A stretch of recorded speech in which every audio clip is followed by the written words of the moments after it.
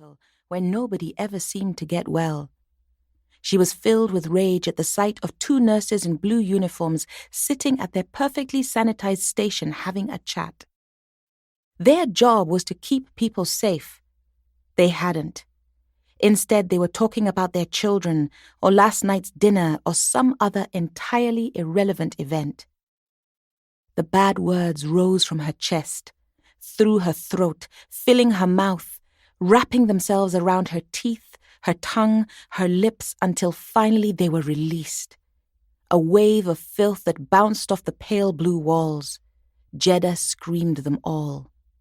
Every word she had heard on the television but wasn't allowed to repeat. The word that a boy in her class had used, landing him in trouble with their teacher.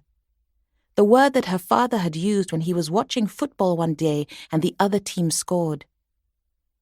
She understood that such words were used to express pain and anger or some other intense emotion, so now they poured out of her and it felt good. She screamed until there was nothing left, then stood there breathless. The nurses stared at her, open-mouthed in disbelief. Auntie appeared in the corridor and called her name.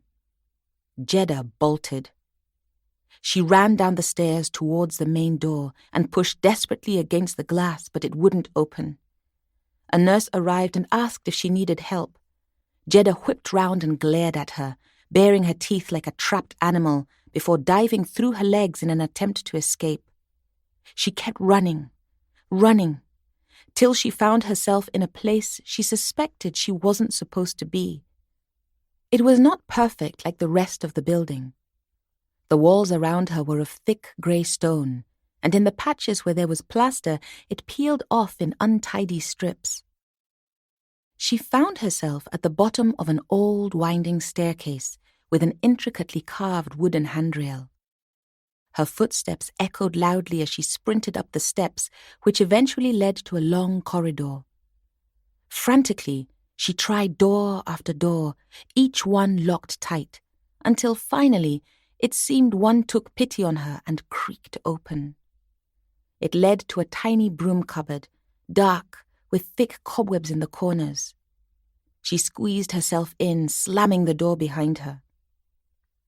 She reached out gingerly, her fingers pushing everything they encountered to the side, creating a little space in the corner where she wrapped her arms around her knees and sat.